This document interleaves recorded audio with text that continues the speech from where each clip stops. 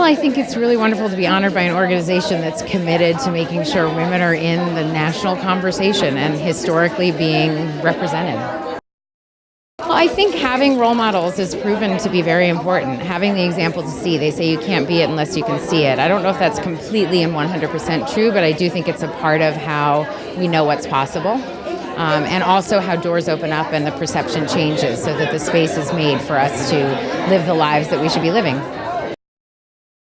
As I've gotten older, I've definitely, been drawn to things that are good for women's rights and for just women in general, and so I think it's really amazing what they're doing here.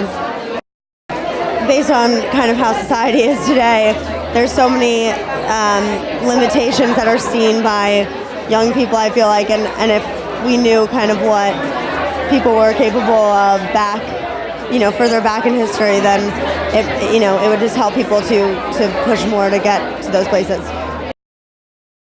It means everything. I was just telling someone earlier that my 5-year-old son was like, "Mom, why are you getting an award?" And when I said it out loud, women making history, it was this very surreal thing, because when you say something, it feels more real. And I just got really excited and very humbled and very honored. It's an incredible thing. I think that the young girls of today need to learn that so many things of what they see women doing today were so unheard of, even 40 years ago, 50 years ago. It was just, we've come so far. I mean, we still have to go so much further, but, I think that's really important. I think it's important to understand the tough road that it's been for a lot of women. Women are strong and we're powerful, and it's not our physical strength, but it is our mental strength that makes us great, and everybody should know about it. I think that as a woman, it's so important to know our past, to know where we've gone and where we're going. I think if we look back and we see these women and know how they got there, what they had to do to become who they are, I think that's how we learn and how we grow for our future. Well, women's history is history.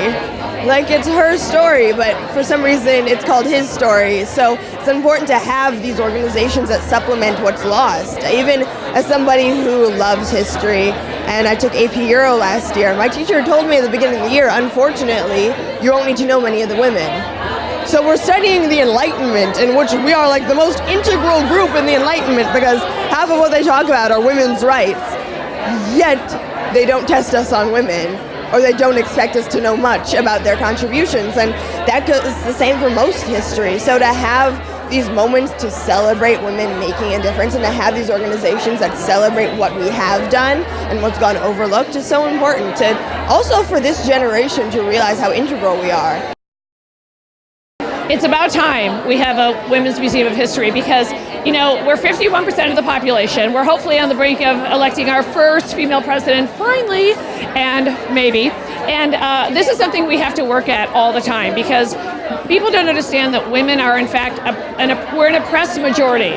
So if people remember, African Americans had the right to vote before women did. We still have so much work to do. I'm in a really very, very male-dominated field, stand-up comedy. And so, frankly, all of my mentors were women's of history. I mean, Moms Mabley and Toady Fields and Phyllis Diller, and of course my dear departed friend Joan Rivers. They all made history. It's important to have this museum at the nation's capital, because the nation's capital may be the worst offender as far as cities that oppress women. I mean, some of the laws on the books right now are shocking and astonishing. We still don't have equal pay. When I was a kid, it was the ERA, and people tore that Equal Rights Amendment down, and they picked at it and made everything a problem with it, and yet here we are today still making 70 cents on the dollar. And for what it's worth, I make about 10 cents on the dollar compared to my male counterparts, for real. And I think that women, especially young women, have to be reminded over and over and over, whatever level of sexism you're feeling, it's always been different. So it's not as bad for me as it was for Joan Rivers. It's not as bad for Joan as it was for Phyllis. But the idea is to remind everybody, because the struggle continues. You know what? I think it's important. I think it's important for not only young girls, but for young boys to see women who have made an impact, in our world, in our society, and strong women. And I really feel like there needs to be somewhere where you can go and sort of like honor that and support that. Well, because women need to be represented too, and they need to be represented for everyone to, when they come to Washington, D.C., they want to go see the White House and they want to learn about women's history too. It's important. It's just as important as, looking at the Lincoln Monument.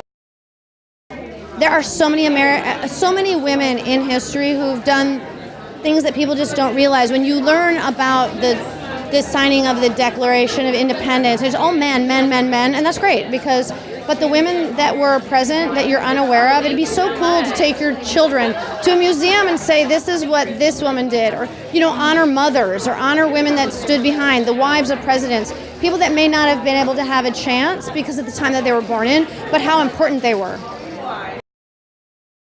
There is no museum in a nation's capital in the world that is dedicated to the history and culture of the women of that country.